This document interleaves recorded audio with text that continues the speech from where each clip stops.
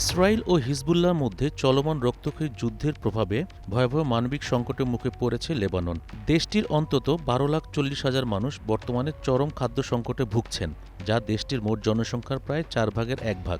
August মাসে এই পরিস্থিতি আরও ভয়াবহ আকার ধারণ করতে পারে বলে উল্লেখ করা হয়েছে জাতিসংঘের এক প্রতিবেদনে।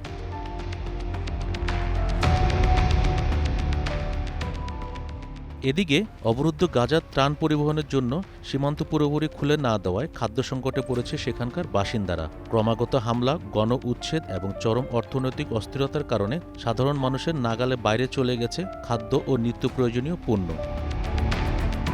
যুদ্ধক্ষেত্রে কোনো যুদ্ধবিরতি নয় বলে সাফ জানিয়ে দিয়েছেন ইসরায়েলি প্রতিরক্ষা বাহিনীর প্রধান লেফটেন্যান্ট জেনারেল ইয়েল জামির। লেবাননের পাশাপাশি মানবিক সংকটে পড়েছে অবরুদ্ধ গাজাও।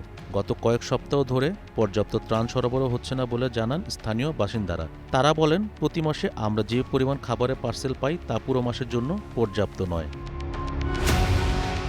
গাজায় ত্রাণ সরবরাহকারী ট্রাকগুলো প্রবেশের সংখ্যা উল্লেখযোগ্য হারে কমে যাওয়ায় শরণার্থী শিবিরগুলোতে স্বাস্থ্য ব্যবস্থা এবং জীবনযাত্রার মান আরও বিপর্যয়কর অবস্থায় পড়বে বলে আশঙ্কা করছে রেড ক্রস।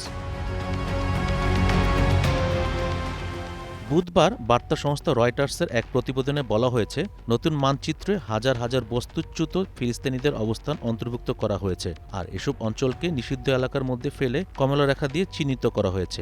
এই পরিস্থিতিতে এই সীমারেখা ইসরায়েলি সামরিক বাহিনী যে কোনো সময় পরিবর্তন করতে পারবে বলে আশঙ্কা করা হচ্ছে।